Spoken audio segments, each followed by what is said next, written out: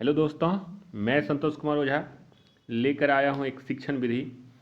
ये ऐसा विधि है, जब आप वर्ग में को संचालित करेंगे तो उस वर्ग में जो बैठे होंगे हमारे छात्र, उनको समझने में, पाठ्यक्रम को और पाठ्य के पुस्तक को समझने में काफ़ी आसानी होगी। इसके पहले जो हमने वीडियो बनाया था वो आगमन निगमन विधि था। अगर उसको भी देखना चाहते हैं तो डिस्क्रिप्शन बॉक्स में है वो। आज हम जो चर्चा करेंगे वो है संश्लेषण विश्लेषण विधि। संश्लेषण विश्लेषण विधि एक ऐसा विधि है जिसे आप ये समझ सकते हैं कि संश्लेषण विधि में घास के ढेर में तिनका खोजना। अगर एक घास के ढेर है और आप उसे एक छोटा सा सुई या फिर तिनका खोजेंगे, और विश्लेषण ऐसा है कि वो जो ढेर है उस ढेर में से तिनका स्वयं बाहर आ जाता है। संश्लेषण विधि को आप छोटा सा समझिए कि अगर एक घास का ढेर में है तो आप सुई को खोज रहे हैं, और विश्लेषण विधि है मतलब अगर खोजते खोजते इतना खोज लेंगे कि सुई बाहर अपने खुद ब खुद आ जाएगा। ऐसा कार्ल यू ने कहा था। आइए जानते हैं विश्लेषण विधि। तो सबसे पहले विश्लेषण विधि जो है वो हेनरी एडवर्ड आर्मस्ट्रॉन्ग ने दिया था, और यह विद्यार्थियों को व्यापक ज्ञान प्रदान करने के लिए उपयोगी विधि है।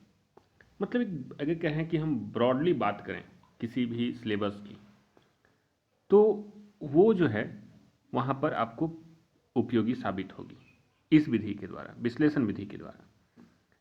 और अगर हम सिंपल सरल भाषा में जानें तो कह सकते हैं कि किसी समस्या को खोजते खोजते तह तक पहुंच जाना। तह मतलब होता है कि एकदम उसकी गहराई तक जान जाना, उसकी जड़ तक पहुंच जाना। ये तब लिखा है लेकिन उसको तह पढ़ा जाता है। और ये अगर हम सीधा सीधी बात करें और सरल भाषा में तो अज्ञात से ज्ञात की ओर जाता है। मतलब जो हम नहीं जान रहे थे और उसको सीखते सीखते ज्ञात की ओर जा रहे हैं। आगे देखते हैं कि इसको हम कहाँ कहाँ प्रयोग कर सकते हैं। इस विधि का प्रयोग जो है मुख्यतः गणित के सभी इकाई में प्रयोग करते हैं, जैसे रेखा गणित, बीजगणित, अंक गणित। इसमें ये बहुत कारगर साबित होती है इस विधि के द्वारा। जैसे हम कह सकते हैं, अब इतने सारे कुछ पढ़ने के बाद इसका कुछ दोष भी होगा। दोष क्या है कि यह मनोवैज्ञानिक विधि और सैद्धांतिक ज्ञान प्राप्त नहीं होती। मतलब प्रैक्टिकली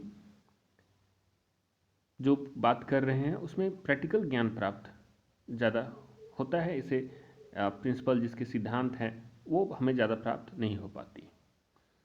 अनावश्यक क्रियाएं करनी होती है। मतलब जैसे तैसे जोड़ ताड़ के उसके मान लीजिए अगर गणित पढ़ रहे हैं तो लंबाई इंटू चौड़ाई पढ़ते थे, लेकिन अब हम अगर सीधा सीधी बात करें तो एक भुजा दूसरा भुजा ऐसे करके अनावश्यक क्रियाएं करनी होती है।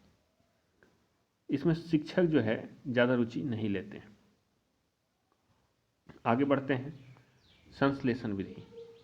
संश्लेषण विधि में जब अध्यापक ज्ञान को एकत्रित व्यवस्थित स्वरूप में प्रस्तुत करते हैं तो संश्लेषण विधि कहा जाता है। मतलब एकदम व्यवस्थित तरीके से एक साथ जब उसे बताना होता है तो वो कह सकते हैं संश्लेषण विधि।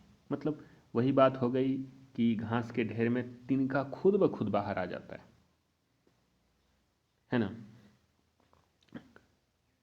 और संश्लेषण और विश्लेषण में ये भी छोटा सा चीज़ को समझना होगा कि मान लीजिए हम किसी चीज़ों को, पेड़ के बारे में पढ़ा रहे हैं, हमें पढ़ाना, इसके छोटे छोटे भाग में समझाना है, तो हम पहले उसको बताएंगे कि इसमें पत्ते होते हैं, है ना, फिर उसके छोटे छोटे डालियाँ होती है, फिर उसका जड़ होते हैं।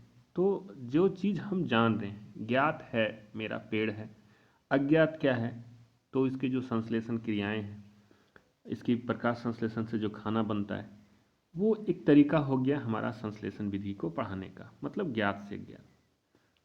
अब प्रत्यक्ष से परमान की ओर। प्रत्यक्ष हमारे सामने पेड़ पौधे होते हैं और परमान हमें दिखाने का जरूरत नहीं, वो खुद ब खुद समझ जाता है कि ये तो हमारे प्रमाणित किया हुआ है। परिकल्पना से निष्कर्ष की ओर। हम कुछ चीज़ों को कल्पना करते हैं लेकिन फाइनली हम जो निष्कर्ष में पहुंचते हैं, रिजल्ट में पहुंचते हैं, वो होता है। तो गुण भी है इसमें, बाल केंद्रित है, मनोवैज्ञानिक है। प्राप्त जो भी रिजल्ट आता है, निष्कर्ष आता है, वो विश्वसनीय होती है। और सबसे बड़ी बात है कि अनावश्यक क्रियाएं नहीं करनी होती है, टाइम इसमें बचत हो जाती है। आगे इसमें कुछ दोष भी हैं। दोष जो रटने की प्रवृत्ति का विकास हो जाता है, सॉरी वहाँ रखने लिख दिया है लेकिन वो रटना होगा। व्यवहारिक ज्ञान प्रवृत्ति इस विधि से प्राप्त नहीं होता है। व्यवहार में अपने हम जो ज्ञान होती है वो इस विधि से प्राप्त नहीं हो पाती है। इसे रखना की जगह रटना कह सकते हैं, गलती प्रिंट हुई है, रटना। तो दोस्तों इसी तरह से और भी वीडियो पाने के लिए, ताकि जो हमारा एक शिक्षण विधियां है और जब हम शिक्षक बनने हो जाते हैं तो हमारे अंदर जो गुण है वो एक विकास हो, हमारे गुण, पढ़ाने की विधियां सीखें। बने रहने के लिए और आगे न्यू वीडियोज पाने के लिए हमारे चैनल को सब्सक्राइब कर लें। Thank you.